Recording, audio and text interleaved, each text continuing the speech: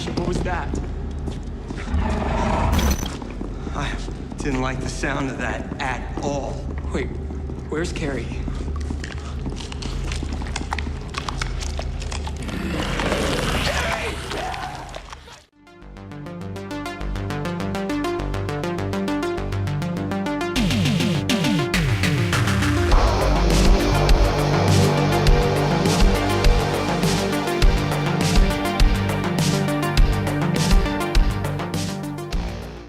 We are talking about the vampire found footage movie Living Among Us. And this one is directed and written by Brian Metcalf, who also has a small role in this movie as one of the kind of reporters on a TV station. And this one stars Esmé Bianco, who you may know from Roz in the Game of Thrones series. She was the prostitute that was killed by Joffrey. You've actually got a couple of other famous names in here as well, or somewhat famous names. William Sadler probably being the most well-known, been in a variety of genre movies. You've got James Russo as well. And the story here is kind of we get a little bit of dialogue at the beginning, essentially telling us that vampires have kind of come out in the open. They're kind of a little bit like True Blood, where they've come out the coffin, to use their phrase, and the world knows them, and they're kind of trying to acclimatise into the general populace. And this documentary crew are sent to this house of this vampires to essentially interview them and kind of dispel some of the myths, etc.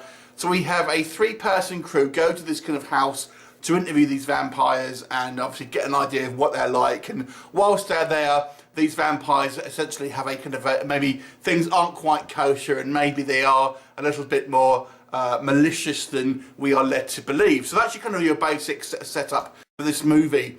I do think it's a very neat idea, and it very much feels like True Blood in a way, in the fact that you know, in that series, for example, the vampires were kind of known to the public. So it's a very, almost like a side piece to the True Blood series. So that's quite fun.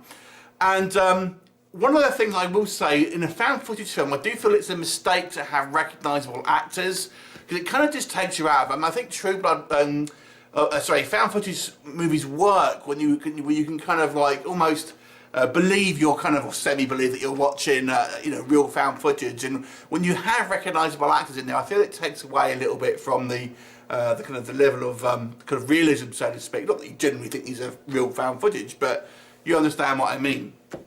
Anyway, so what do we think about Living Among Us? I've got to say, we'll go with the negatives first of all in this one, because the thing that really bugged me with this movie is some very poor writing, I have to say. Because it's just, there's so many sort of like loopholes in logic and kind of plot holes and stuff like that. It really kind of started to bother me. I mean, we take it from them, like, for example, from the point of view of the camera people. They seem to have done no research on vampires kind of going into this. And we are told the lead guy in this documentary film crew is an award-winning, you know, documentary filmmaker. Yet he goes into this kind of nest of vampires not knowing if they've got fangs or anything like that. And this isn't a world where vampires are known to the public at this point. So I found it a little bit stupid that he seems to have literally no knowledge about vampires whatsoever, which I found a little odd. And then similarly on the vampire side of stuff, I mean, they're doing some kind of shady stuff, and you would have thought they would have had a conversation, don't do shady stuff, in front of the documentary film crew. It just seems ridiculous that if this was a genuine kind of almost like a first kind of contact with the media and vampires, and they were, you know, basically trying to keep up appearances, things would be to plan. And it's just silly that we kind of have these, you know, these silly interactions where people are just kind of saying, well, being very blasé and just saying ridiculous things on kind of both sides. So I feel the writing there is very lazy.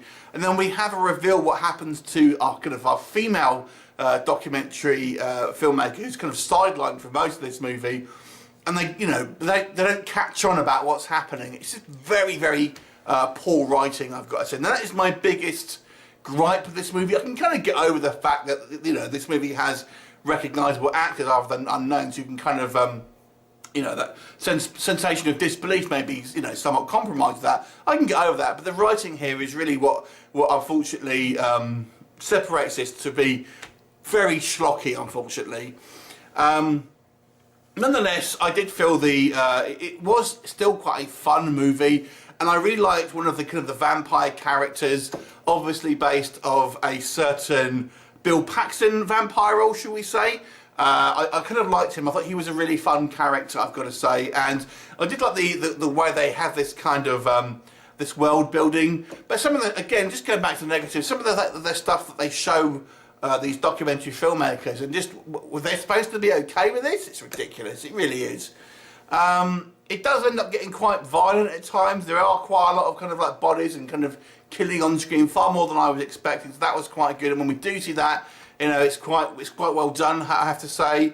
There's a little bit of foreshadowing in regards to what happens to vampires when they kind of don't feed, and that's kind of quite fun.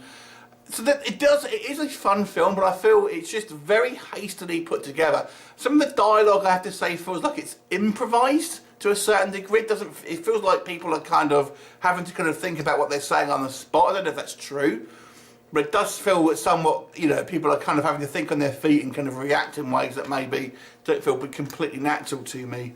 Overall, I've got to say, although I had a bit of fun watching this film, the quality of the film is on the poorer side because of some really rubbish writing. I think the direction was okay, but the writing side of it left a lot to be desired. So Metcalf, unfortunately, director yay, writer no, I would say. So I'll give this movie a 4 out of 10. Have you seen it? What did you think of it? Leave me a comment and I'll look forward to seeing you next time. Bye for now.